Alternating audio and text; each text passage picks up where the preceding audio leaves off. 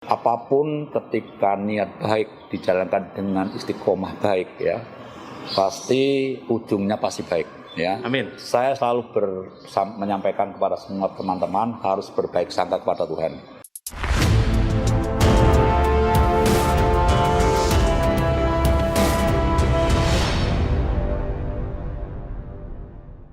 Halo, assalamualaikum, selamat pagi. Hari yang luar biasa pagi ini. Ada tampilan yang berbeda dari biasanya. Kalau biasanya Sinarip ada di jalan raya, ketemu ODGJ, penuh asap, penuh debu. Tapi hari ini beda, betul-betul beda. Hari ini kita bareng dengan jajaran manajemen RSUD Lukmono Hadi Kudus. Bersama Pak Direktur, Pak Abdul Aziz, beserta Pak Wakil Direktur dan kepala-kepala yang lain yang tidak bisa saya sebutkan.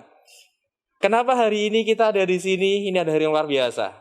Lukmono Hadi bagian dari support system di belakang layar kita. Lukmono Hadi adalah satu-satunya rumah sakit yang mau menerima ODGJ jalan, yang kami kenal ya, yang kami kenal mau menerima. Sudah ada 2 orang yang pernah kita kirim ke sini dan diterima dengan baik sampai keluar, bahkan mendapatkan pengobatan yang sangat-sangat layak banget. Pertama itu pernah Pak Bambang ya Mbak ini ya. Pak Bambang tuh yang gendut banget sampai tim ini Pak. Tim S apa penjemputan tuh?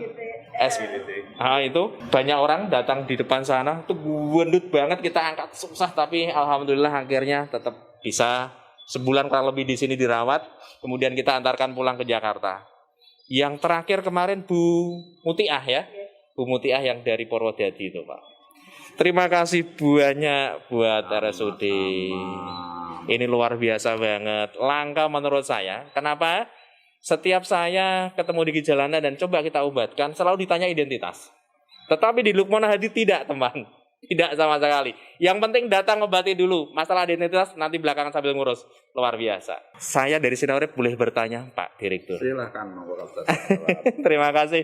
Kesempatan yang luar biasa.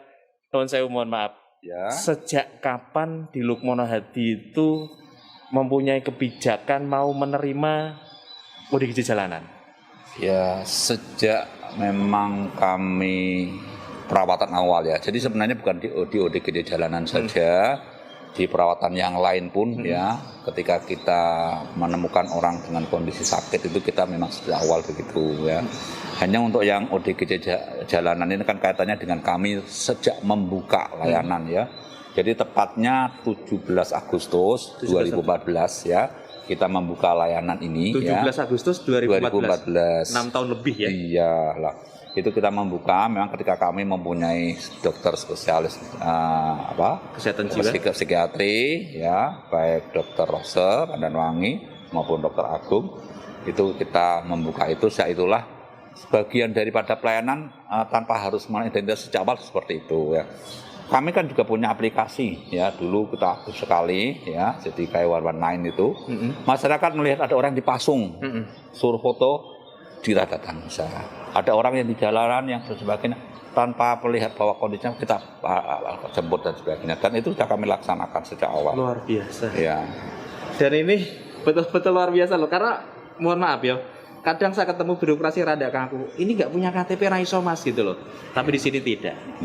Jayalah selalu Lukmono Hadi. Amin. Alasannya apa sih Pak? Biasanya kan ini kan rumah sakit punya pemerintah tuh. Ya. Prosedural administratif kan biasanya dikedepankan itu. Ya. Di mana-mana saya ketemunya begitu gitu. Tapi kok kenapa di sini enggak gitu loh? Ya.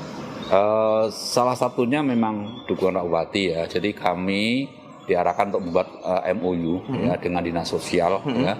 Di mana dalam MOU itu kita diberikan kewenangan untuk membebaskan biaya ya kepada orang-orang yang jalanan, orang-orang yang di jalan tidak jelas sebagainya, baik ODGJ mau tanpa ODGJ dengan kondisi sakit. Itulah dasar. Jadi kalau kemudian ditemukan siapapun ya, biasanya dari dinas Satpol PP atau dinas sosial mengenai kami dengan keterangan, langsung kita layani dan kita berikan maksimal tanpa harus kita tarik biaya. Jadi yang paling penting menurut saya adalah dukungan juga Bupati, karena pemilik rumah sakit ini adalah karena ownernya Bupati. Bupati mendukung sangat berat sekali sehingga kami sebagai pelayanan itu nyaman karena ada perlindungan hukum ya. Di mana ada payung hukumnya. Ada payung hukum, ada MOU ya. Sehingga siapapun kalau memang dia memang perlu kami rawat ya, apakah dia ODGJ atau kata ODGJ, dia jalanan dan sebagainya, kita rawat ya sesuai dengan MOU yang kita bangun. Dan luar ini biasa. Teman-teman catat, political will penguasa. Ya, Harusnya bisa ya Pak ya? bisa. Harusnya daerah lain juga bisa ya? Sangat bisa. Mudah-mudahan video ini dilihat oleh banyak penguasa di negeri ini. Sehingga apa yang kami terima di Kudus bisa kami terima juga di daerah lain. Karena ODGJ banyak banget Pak. Betul. Padahal saya menyusuri jalan Jawa Tengah, Jawa Timur, Jawa Barat itu banyak banget. Tapi ya kadang itu tadi kami terbenturnya itu tadi. Pas mau coba kita bawa, KTP-nya mana, NIK-nya mana gitu loh kan. Pada saat mereka di jalan tentu nggak ada apa-apa gitu loh. Mungkin tambahan ya, kalau dari saya pribadi, dia kan orang Indonesia juga. Betul. Di mana rumah sakit, apalagi plat merah pemerintah ya, tentu tidak akan pernah rugi sebenarnya kalau bicara itu. Ya. Tidak pernah rugi. Iya, kenapa? Karena pemerintah mensupport ya, APBD-nya ya, dari sisi sarprasnya dan sebagainya. Kemudian hal-hal yang berhubungan SDM juga. Tentu kalau logika saya, ketika itu adalah bagian dari pemerintahan menjadi tanggung jawab pemerintah, tentu kita harus tangani ya. Kemudian yang kedua, saya kira hal-hal yang sifatnya mungkin ya keberkahan juga pasti akan muncul juga ketika orang-orang yang macam itu kita layani tanpa harus berpikir bagaimana sih untung rugi dan sebagainya. Saya kira itu luar biasa. Berbicara secara spiritual keberkahan, dan ini hanya bisa dilakukan oleh mereka-mereka yang memang punya nilai, punya value dalam hidupnya. Tidak bisa orang-orang sembarang bisa melakukan seperti itu. Yang terakhir Pak, tidak banyak-banyak lah. Saya tahu Anda sibuk banget hari ini. Okay. Anda tidak takut merugi karena untuk operasional itu banyak loh Pak. Misal mereka dari jalanan sebulan di sini tuh makan obat dan sebagainya itu kan. Iya. Padahal tiap hari mungkin ada yang dikirim gitu loh. Ya. Kalau orientasinya kami profit, sejak awal pun kami membuka layanan jiwa secara umum tanpa bicara mengenai di jalanan ya, itu cenderung memang bisa menjadi ke arah rugi. Kenapa? Satu ya, ketika bicara bor mungkin mencukupi bisa 100% ya. Bor itu artinya bed occupancy rate, artinya bagaimana tempat tidur yang dihuni rasionya dengan tempat tidur itu bisa 100%. Tetapi yang jadi masalah rata-rata ODGJ itu alloy-nya panjang, average long of stay-nya, loss-nya panjang. Minimal 3 minggu. Kadang-kadang begitu. Sementara standar yang kita bangun tentang loss ini adalah hanya 4-6 hari ya. Sehingga logikanya kalau hitungan secara ekonomi memang cenderung rugi, tetapi ternyata tidak juga. Kenapa? Karena ini kan bagian daripada sistem keseluruhan. Dan saya tidak tahu juga ketika berkah muncul maka semuanya bisa diselesaikan. Dan alhamdulillah RSU sampai hari ini pun juga tidak pernah merugi, bahkan kami bisa mencapai kondisi yang bagus dengan support di atas 60 miliar. Luar biasa. Teman-teman, satu pelajaran berharga hari ini.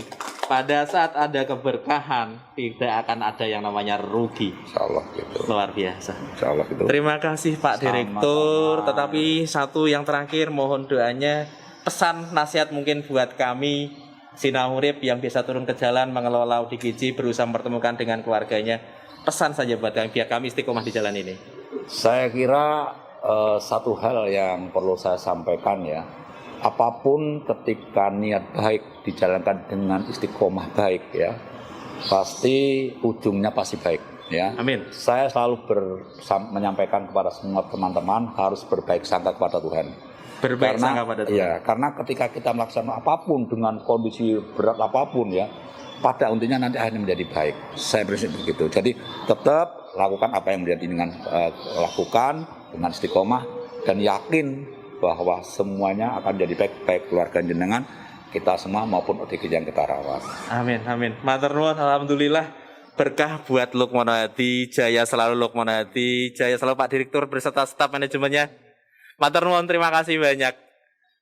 Ini dibantu oleh teman-teman teman-teman, nah ini loh. Mungkin ini kenal ini ya. Pak Agung. Teman dokter jiwa kami. Pak Agung Kadarman. Kepala ruangnya Pak Ali Rifan. Pak Ali Rifan. Budiah Citrawati, salah satu psikolog senior Kudus. Ya, dan yang lain ini luar biasa. Pak Agung dan Bu Rose ya. Itu yang selalu support kita Pak. Jadi mohon maaf, kadang kita tuh membawa ODGJ untuk berobat, baik itu jalan. Nah, oleh beliau-beliau ini kita disupport kadang periksanya nggak bayar. Nyari obatnya luar biasa dan itu terima kasih banget buat panjenengan semua. Berkah nggih Pak. Amin. Oke. Nggih, matur nuwun. Sukses selalu buat semuanya.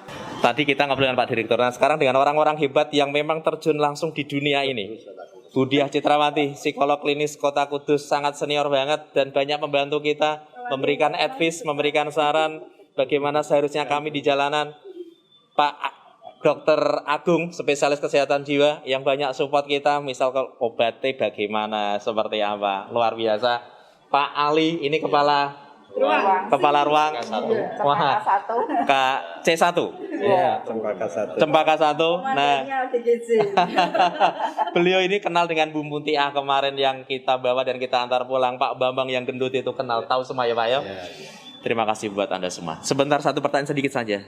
Bu Citra, nuwun sewu, jenengan seniornya Mbak Heni. Kenapa jenengan tidak menjaga jarak dengan yang junior untuk mau memberikan nasihat dan saran pada kita semua? Jadi karena dia mahasiswa saya berharap mereka bisa masuk di klinis. Jadi, Amin, mohon doanya. Karena itu harapan saya, karena biar kita memperkuat psikolog klinis yang ada. Karena psikolog klinis adalah psikolog praktek yang memang diakui secara negara. Saya berharap dia bisa ngambil magister profesinya psikologi klinis. Luar biasa. Ya, itu harapan saya. Amin. Mohon doanya, kayaknya Mbak ini juga on proses menuju ke sana gitu. Iya. Mudah-mudahan dimudahkan. Itu diogori terus itu masalah. Sukses selalu buat Bu Amin, Diah Citra. amin. Nah, sekarang ganti Pak Dokter Agung. Non sewu, Pak Agung. Jenengan kan sudah sering banget ketemu dengan ODGJ. Berbagai macam kisah tentu yang pernah didengar. Suka dukanya bagaimana Pak? Semuanya dinikmati aja. Semua dinikmati, kawan catat, semua dinikmati. Dinikmati. Suka maupun duka itu ya harus kita hadapi. Ya udah dinikmati aja. Dinikmati ya. Iya. Jadi tidak ada duka ya Pak ya? Duka pasti ada, tapi ya duka ada. dinikmati, menikmati duka. Menikmati duka akan tampak sukanya kawan. Iya. Luar biasa. Terima kasih atas supportnya kepada kami selama ini. Dan Sama-sama. jangan bosan kalau kami minta bantuan, minta tolong. Terima kasih. Siap 86. Siap mantap. Berkah buat panjenengan dan Amin. keluarga. Terima kasih. Oke. Assalamualaikum Pak Ali. Waalaikumsalam. Apa kabarnya? Baik, sehat juga. Sehat baik. Luar biasa. Jenengan sudah beberapa kali ketemu dengan ODGJ yang kita antarkan ke sini. Iya, iya. Bosan enggak dengan apa yang kita lakukan ke sini Pak, ngantar itu Pak? Ya paling-paling gini ya, kita kan dari awal memang kita sudah sepakat dari Iya. teman-teman semua. Ya, ini agak panggilan jiwa kita Iya. karena mau harus kita nikmati ya. Meskipun ini ODGJ adalah mungkin orang terlana gak jelas keluarganya, karena memang ini adalah kita menyatakan merasakan memang sebagai sesama makhluk yang harus kita kita rawat, kita asuh, ya kita gak ada masalah. Ya. Tidak ada masalah gitu. Ya. Tapi Kudus bersih kok. Kudus bersih. Saya jarang banget menemukan ODGJ jalan Kudus. Karena memang tarik sini semua. ditarik sini ya. Dan semua stakeholdernya tanggap semua memang Pak Bu. Jadi tanggap makanya bersih banget makanya. Beda kalau saya keluar Kudus ya. Memang di jalan banyak banget. Nggih, matur nuwun buat semuanya. Terima kasih. Berkah buat panjenengan semua. Sekali lagi jaya selalu untuk hati. Kali ini kita ngobrolnya dengan psikolog senior. Ngobrolin tentang psikolog ya. Karena kemarin-kemarin kan pada nanyain tuh, aku nggak gila kok, ngapain harus ke psikolog? Aduh, sebenarnya kapan sih kita harus ke psikolog itu? Memang untuk ke psikolog itu tidak harus nunggu gila. Kalau nunggu gila ke psikiatri saja. Gila itu yang seperti apa sih kan gitu kan. Jadi memang untuk ke psikolog itu pada saat kita mengalami jalan buntu dengan apa yang terjadi pada diri kita, monggo bisa ke psikolog, kita bisa diskusi sambil kita menemukan jalan keluar atau insight yang enak lah. Itu. Kalau misalnya nanti tidak bisa, ternyata walaupun sudah ke psikolog ternyata nggak bisa tidur 4 hari 4 malam, 4 hari 4 malam. monggo kita konsulkan ke psikiatri. Oke. Biar nanti dengan farmakologi untuk pengobatan lanjutan. Jadi kita akan konsul. Jadi kita memang selama ini bekerja sama saling kait-mengkait ya dengan teman-teman psikiatri. Jadi seperti itu, bedanya begitu. Jadi kita punya masalah yang kira-kira kita tidak bisa selesaikan atau membuat kita cemas atau membuat kita menjadi gelisah, monggo bisa kita coba dulu ke psikolog. Jadi tidak mesti dalam tanda kutip dalam kondisi gangguan mental atau gangguan jiwa. Untuk yang selanjutnya nih, stres. Orang kan sering bilang, Mbak Heni itu ODGJ-nya bukan belum ODGJ tuh, masih baru stres. Itu baru depresi aja, belum ODGJ. Nah, sebenarnya stres itu yang kayak gimana sih menurut psikolog? Jadi stres itu kan sebenarnya ada stresor ya. Stresor itu ada masalah yang membenturkan pada dirinya untuk dia mengalami gangguan atau mengalami kegelisahan. Jadi semua tuh bisa stres tuh, orang normal pun bisa stres, kita banyak pekerjaan numpuk juga kita bisa stres, pelajaran nggak selesai-selesai, belum ngerjain kelar juga bisa stres. Stres itu dia masih di ranah kita sebagai orang-orang sehat dan hal yang wajar terjadi pada seseorang. Kalau itu diterus-teruskan dan kita tidak mendapatkan jalan keluar yang bagus atau terjadi insight yang bagus dalam diri seseorang, bisalah dia menjadi depresi, jadi semangatnya turun, nggak nafsu makan, kegalauan, nggak bisa tidur dan sebagainya itu. Jadi itu sebuah tahapan selanjutnya kalau stres kita biarin berkecamuk di dalam pikiran kita. Tapi kalau kita sudah dapat jalan keluar, insya Allah kita akan menjadi happy lagi, bahagia lagi. Artinya kalau stres itu masih ada kesadaran ya. Masih ada kesadaran. Apakah orang stres atau orang yang sedang mengalami stres itu bisa dikategorikan sudah mengalami gangguan? Sebetulnya stres sendiri ya bisa dikatakan gangguan, tergantung berat ringannya. Oke, ada Tapi klasifikasinya, nggih? tergantung. Kalau misalnya kita stres terus kita akhirnya cuma hanya tidur gitu, belum mengganggu sekali sih, mungkin enggak dianggap sebagai gangguan. Tapi kita stres tahu-tahu kita mecahin kaca, mobil kita rusak, atau kita menjadi hal-hal yang ke arah psikotik misalnya, itu ya memang Gangguan. sudah gangguan jiwa, dan itu memang biasanya kita harus rujuk ke psikiatri untuk mengembalikan kemampuan-kemampuan yang masih dia dimiliki untuk demi kebaikan dia. Kalau itu dibiarkan ya memang akan mengganggu lingkungan, yang jelas mengganggu lingkungan keluarganya maupun lingkungan di luar keluarga atau sekitarnya. Saran buat kita gitu kan, kita semuanya bagaimana menjaga emosi kita, karena kan pasti itu dialami semua orang ya, tadi bisa dialami siapapun. Jadi gimana tips dan triknya supaya kita bisa menghandle diri kita? Yang pertama, kita harus lihat bahwa kita itu punya teman, punya sahabat. Jadi misalnya Anda punya masalah, saran saya coba ngobrol sama sahabat atau teman. Kalau misalnya tidak percaya sama mereka, cari orang yang Anda percaya. Atau aplikasikan rasa galau Anda pada hal-hal positif, misalnya menggambar, menulis, atau hal-hal yang kira-kira kreatif yang bisa menyalurkan rasa galau Anda. Terima kasih Mam, sukses selalu, bahagia selalu, dan Sukses buat semuanya. ini Dokter Syarifah Rose. Biasa dipanggil di sini itu Dokter Ros. Dia juga yang hari ini menjadi dokternya Subandi. Ingat kan?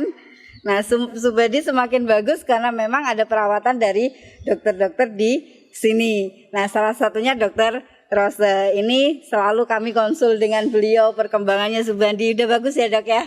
Sudah ya Subandi ya, sudah bisa ini melakukan kehidupan sehari-harinya dengan mandiri. Mohon maaf nih Dok, ngobrol-ngobrol tentang orang dengan gangguan jiwa atau disabilitas mental seperti itu. Bisa dikategorikan gangguan jiwa itu yang seperti apa sih?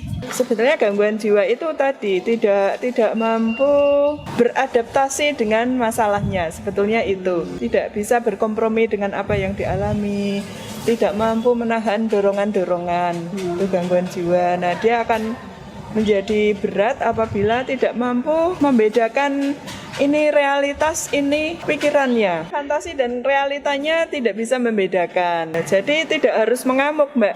Oh, tidak harus mengamuk. Jadi kan sering nih, oh dia nggak pernah marah. Iya benar Dok. Berarti tidak harus ngamuk ya. Tidak harus menyala. Kebanyakan diam, dingin ya. Diam, menyendiri. Tidak makan, tidak mandi, tidak takut berinteraksi dengan orang lain. Artinya ada yang memang dia agresif dan tidak gitu. Tidak agresif, kan ada yang kataton ya. Yang kataton tuh kayak patung, diem. Gitu. Ada yang furor kataton, ngamuk. Nah, berarti ragam sekali ya, banyak sekali. Ya. Seorang dengan gangguan jiwa yang sudah kronis seperti itu mungkin tidak bisa kembali beraktivitas semula seperti itu. Sangat mungkin.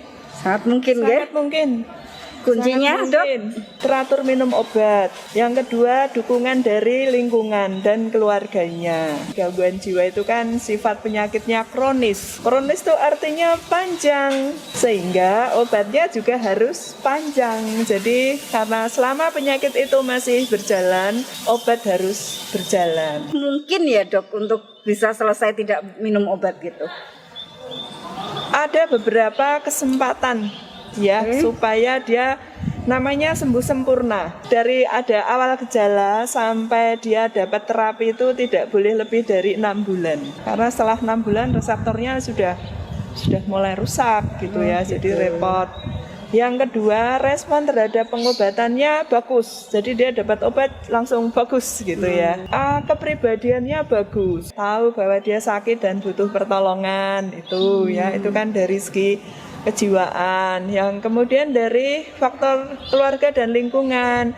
Ada dukungan yang baik, tidak di stigma. Jadi harus ditolong. Seringkali kan, mohon maaf, masyarakat itu bilang, enggak, itu enggak gangguan jiwa, cuman depresi. Sebenarnya depresi itu yang kayak gimana, itu seperti apa Dok? Ya, jadi gini, jiwa itu ada 3 hal, pikiran, perasaan, perilaku. Kalau depresi itu yang terganggu perasaannya, jadi tertekan. Dulu diprediksi bahwa tahun 2020, depresi itu akan menduduki peringkat pertama. Setelah itu dilewati kok juga ya prediksi. Oh gitu ya, berarti yang sakit banyak. jiwa ini tambah banyak ya dari Iya. tahun ya. Ya, artinya depresi ini semakin banyak. Ada perubahan gaya hidup. Dulu orang slow, orang bisa menerima keadaannya, tidak menuntut macam-macam. Pola kehidupan yang berubah dan berubahnya dengan cepat. Oke, ya. Kalau kita dulu perubahan hidup itu lambat ya, lambat. Jadi misalnya Slow. model ya setahun sekali kalau lebaran, nggak apa-apa. Nah, tapi sekarang tiap minggu ada model baru. Oke. Kalau nggak bisa menahan ketinggalan, padahal itu nggak penting sebetulnya. Seperti itu. Ada Jadi, pergeseran nilai-nilai ya Dok ya. ada pergeseran nilai-nilai. Sekarang kan orang lebih mementingkan casing. Ya nggak salah karena memang zamannya Zamannya seperti itu. Depannya harus mulus. Nah, kita melihat fenomena itu kan, kita harus bijaksana menempatkan ini. Jadi ya tadi harus sesuai dengan kemampuan. Ya tadi depresi itu ada yang ke bawah, depresi, ada yang ke atas. Namanya manik, seneng terus ya, ngomongnya gede-gede ya. Oh saya presiden, saya ini, Saya sultan loh. Nah, seperti itu ya. Terakhir nih Dok, pesan-pesan buat teman-teman supaya tidak mengalami gangguan yang sampai sedemikian dirawat gitu, nggih? Mesti kita ini bergaya hidup sehat ya, berjiwa sehat. Jiwa sehat itu seperti apa? Yang pertama, bahagia dengan keadaan kita, selalu bergembira, selalu optimis, dan mampu beradaptasi. Kalau ada yang tidak beres, carilah bantuan. Terima kasih untuk hari ini Dok. Siang Dok, udah selesai tugasnya hari ini. Selamat siang Mbak. Lumayan masih sebagian yang sudah selesai. Beliau Dr. Agung ada di RSUD Lukmono Hadi. Kita ngobrol bentar ya Dok ya. Yang menjadi keseruan ketika menangani ODGJ itu seperti apa sih Dok? Banyak sekali ya keseruannya itu ya. Setiap pasien itu mempunyai karakter sendiri-sendiri. Jadi penanganan satu pasien si A dengan si B itu akan selalu berbeda, tidak bisa disamakan. Jadi kita lihat jam terbangnya, semakin tinggi jam terbang nanti dinamikanya semakin banyak. Jadi Tapi paling seneng menangani yang gender ya, cowok atau yang cewek Dok? kalau saya lebih suka menangani yang cowok ya. Oh gitu. Tapi ya sebenarnya sama saja. Selama jenengan berkecimpung di dunia per-ODGJ-an, bisa dikatakan demikian, mohon maaf, kasus yang paling tidak jenengan suka adakah? Pasti ada lah, tapi ya lupa ya. Pokoknya kita menikmati aja. Tidak disukai ya itu harus diselesaikan. Disukai ya itu kalau sudah selesai ya sudah. Ya memang seperti itu. Suka dan tidak suka memang Nah, harus dinamika seperti itu ya sudah. yang lebih mendominasi gangguan jiwa pada diri seseorang itu apa, Dok? Sebenarnya kalau gangguan yang ringan itu kan lebih banyak. Tapi ketika orang yang ringan itu apa mau berobat, berobatnya kalau sudah berat, beratnya pun berat yang banget. Ketika beratnya tidak mengganggu, ya sudah dibiarkan toh tidak mengganggu. Tapi ketika beratnya sudah mengganggu orang lain, baru berusaha diobatkan. Apakah mungkin dosis itu dikurangi, Dok? Kan mohon maaf, stigmanya adalah kalau udah gangguan jiwa ya minum obatnya seumur hidup. Enggak lah, enggak seumur hidup lah. Banyak kok yang tidak seumur hidup. Ya tergantung perkembangan per pasiennya. Jadi karena setiap orang itu individual sekali, jadi tergantung perkembangannya bagaimana. Kalau orang yang sudah baik dan menyadari kan kalau begitu berasa berobat, saya rasa kok tidak jadi berat banget. Hanya obatnya ya mungkin dikasih obat full beberapa waktu, habis itu turun lagi sudah masih bagus. Beri support pada mereka, jangan dibuat stigma mereka, dukunglah mereka. Jadikanlah mereka sebagai manusia yang manusia, memanusiakan manusia itu yang lebih humanis ya. Terima kasih, Dok. Sama-sama. Hari ini memanusiakan manusia tetap menjadi tagline Sinaurip. Terima kasih. Selamat siang. Assalamualaikum warahmatullahi wabarakatuh.